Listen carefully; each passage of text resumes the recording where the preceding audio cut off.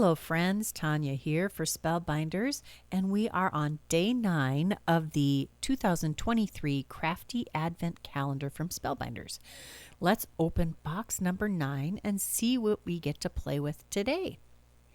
It looks like some very pretty iridescent no-hole cupped sequins. These are quite versatile. I did think about making a shaker card, but decided to just use these as embellishments. They are 2 sizes. There's a larger and a smaller size, and we're going to get busy and make some fun stuff. I'm pulling out the Sunflower Border BetterPress plate. This plate is huge. It's like 7.5 inches long, which is awesome for 5x7 cards.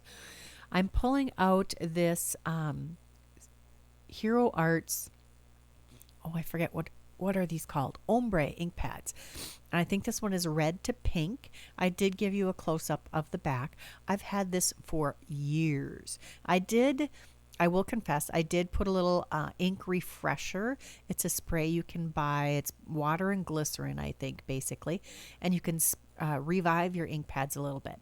I did that probably a year ago, and these are super nice and juicy. I did do the better pressing on the new Spellbinders watercolor paper, and it does perform very well, comparably to I use Canson XL all the time and Strathmore. Both of those 140-pound cold press watercolor papers. This performs very similar to them, which is awesome. I love those watercolor cardstocks. I'm using my Daniel Smith watercolors again. You can use whatever watercolor medium you like. And the reason I chose the Hero Arts Ombre ink is because it does not react to water. So I could watercolor over the top of this better pressing and know that I wasn't going to smear the lines of the better press image. Now this is a giant image, and it's got poppies and daisies, poppies and daisies, which are beautiful in combination. I did try to do an orange to red blend on this very bottom poppy. I wasn't sure I loved it, and to be honest, I got through 2 of these flowers and was not sure I was going to want to finish this whole thing. This is just another reminder to keep going. Don't give up partway through. Make sure you finish it before you give up on a watercolor image, because it just gets better with more. The more you do, the better it looks. So I made sure to finish the entire project before I thought about giving up on it or not. And people have said that they want to see the coloring, so I am leaving most of the coloring in. I don't film the entire process, but I do film quite a chunk. I'm adding some green to the greenery that's scattered throughout this beautiful image, and this image actually stands up well all on its own without needing to be colored. But who can resist coloring these beautiful flowers, especially if you enjoy the process of watercoloring, using colored pencils or alcohol markers. Water-based markers would work for this too. So if you have the Karen Brush Pro markers, which are now carried in the Spellbinders shop. Also, there's Olo markers in the Spellbinders shop also. Those are just things that I can think of that are available right in Spellbinders. If you have stuff in your stash, heck, you can even use dye inks smushed onto a piece of acrylic paper acrylic sheet, or on your blocks, anything to create a palette to pick up the color. That would work on this watercolor paper. Any water-based would work on the watercolor paper. If you wanted to use alcohol markers, you could do this better pressing on a heavyweight white cardstock and then go to town with it. There is my finished watercoloring, and I decided I wanted some spatters. So I pulled out this liquid pixie dust.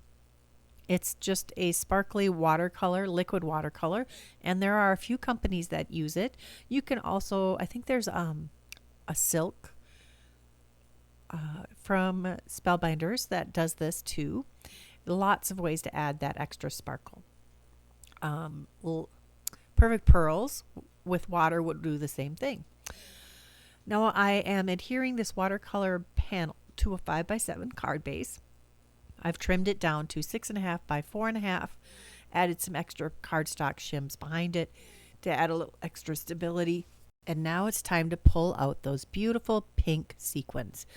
They do have quite a range of color on them. There's some purples to pinks. There's even a little bit of a yellow iridescence to them. I did choose my color palette based on these sequins, which you can probably tell. I'm adding little daubs of glue here with my Barely Art Precision Glue and using my pickup stick to pick up the sequins that I have planned where I want to place and just adhere them to the card base. One last little piece, and then we need to decorate the inside. I decide to, well, nope, not done decorating the outside. We're going to use the must-have sentiments. This is a Simon Hurley product from Spellbinders. There is one plate that makes several sentiments. These are everyday kind of sentiments. And one die that cuts them all out at once. I use some rainbow foil, and I'm going to put a couple layers of extra cardstock behind that sentiment and adhere that to the front. Now we're going to decorate the inside. I did the same BetterPressing, and then I pulled out a heart die from last year's December Clear Stampin' Die of the Month. I used this in a previous video, and now that I have it out, it's a great heart. So, a great heart die. So I'm using it again. Why not? I love it when you can shop your stash and find things that work. I encourage you to use your past club kits. This is the All You Need sentiments from the Glimmer of the Month for November of 2023, and I pulled a Thinking of You sentiment out of my quick and easy, quick and dirty sentiment sorting system. And I'm going to show you how I created that. So this is a 8.5 by 11 piece of copy paper that I cut in half, and I'm going to take one of those halves and cut it in half again. So 2 and 3/4 inch strips is what we have here. So now I am going to take my Barely Arts glue, and you can use whatever sturdy glue you want. And remember, this is just copy paper, so it doesn't have to be like red line tape heavy. Just add a line of glue along that long bottom edge and adhere those together. Then I'm going to flip this over, add another line of glue on the same bottom edge, and line up the bottom edge of this second piece of copy paper. Once I have those adhered together, and this is in real time. I did not edit this section at all. This is, honest to God, how long it took me. I think 2.5 minutes to create this. So I fold it in half, and then I fold that section in half, and I go through and fold each section in half until I have 8 total sections. There's 4 on the first half, so I'm going to meet that up with the middle crease. Take the next 2 creases and line those up to get 2 more, and fold that next section in half again. Now there are 8 sections on each side of this piece of copy paper. Next, I'm going to take my stapler. I'm going to put 2 staples on each end, although I think you could probably get away with just 1.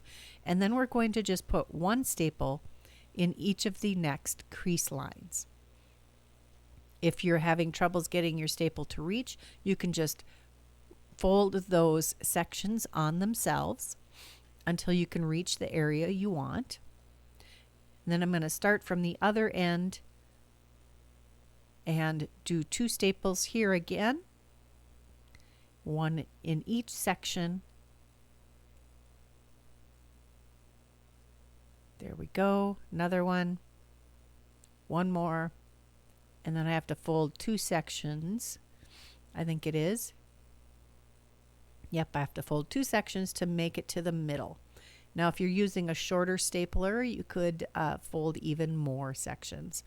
under each other to get your completed organizer. This is just a quick and dirty way to organize your thin sentiment strips, especially with the foil and die sets that are just one plate for all of the sentiments. I hope you found some useful information from this video. I enjoyed creating it. If you liked it, please give it a thumbs up. Subscribe if you haven't done that yet. Check that description box below for all of the products that I used today. They will be listed and linked as always. And I will be back tomorrow with another video. Leave me a comment. I love to hear what you have to say. And until tomorrow, here are a couple more videos I thought you might enjoy.